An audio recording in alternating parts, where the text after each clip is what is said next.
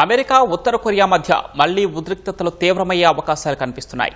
అగ్రరాజ్యం ప్రధాన భూభాగాన్ని తాకి అణుబాంబుల పరీక్షపై ఉత్తర కొరియా దృష్టి సారించింది.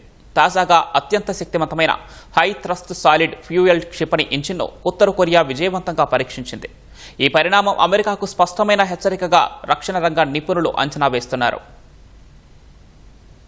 అణ్వాయుధాలతో పాటు క్షిపణి సామర్థ్యాలను ఉత్తర కొరియా శరవేగంగా పెంచుకుంటోంది. తాజాగా కాంపోజిట్ కార్బన్ ఫైబర్ మెటీరియల్తో రూపొందించిన ఓ అత్యాధునిక ఇంజిన్ను పరీక్షించింది. ఈ ఇంజిన్ గరిష్టంగా 2500 కిలోటన్నుల థ్రస్ట్ను ప్రదర్శించినట్లు కొరియన్ సెంట్రల్ న్యూస్ ఏజెన్సీ వెల్లడించింది. గతంలో చేసిన పరీక్షల కంటే ఇది చాలా శక్తివంతమైనదని పేర్కొంది. ఖండాంతర బ్యాలిస్టిక్ క్షిపణులు ఐసీబీఎంల సామర్థ్యాన్ని ఆధునీకరించే క్రమంలోనే ఈ పరీక్ష జరిపినట్లు సమాచారం. ముఖ్యంగా అమెరికా ప్రధాన భూభాగం వరకు అణుబాంబులను అత్యంత వేగంగా మోసుకెళ్లేందుకే ఈ పరీక్ష జరిపినట్లు తెలుస్తోంది.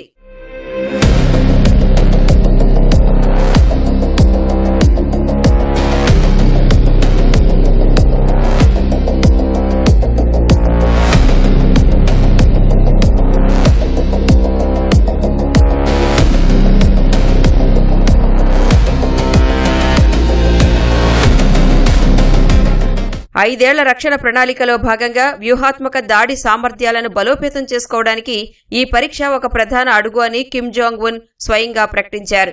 ఇటీవల ప్రపంచవ్యాప్తంగా జరుగుతున్న యుద్ధాల నేపథ్యంలో అమెరికా తీరును తీవ్రంగా విమర్శించిన కిమ్, ఉత్తర కొరియా తన అణుశక్తిని సుస్థిరం చేసుకుంటుందన్నారు. పెరిగిన ఇంజన్ సామర్థ్యంతో ఒకేసారి బహుళ వార్ హెడ్స్ ను మోసుకెళ్లే అవకాశం ఉంటుందని, తద్వారా అమెరికా క్షిపణి రక్షణ వ్యవస్థలను సులభంగా ఛేదించవచ్చని విశ్లేషకులు చెబుతున్నారు.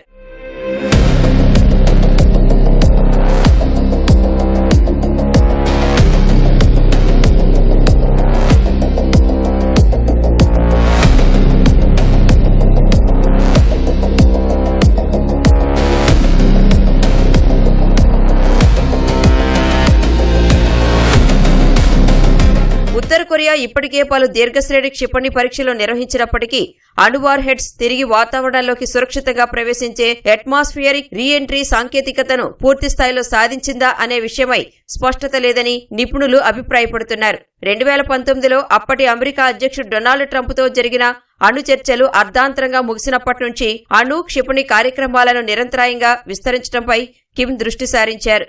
అమెరికా ప్రధాన భూభాగం టార్గెట్గా కిమ్ చేస్తున్న ఆయుధ పరీక్షలపై అంతర్జాతీయంగా ఆందోళనలు వ్యక్తమవుతున్నాయి.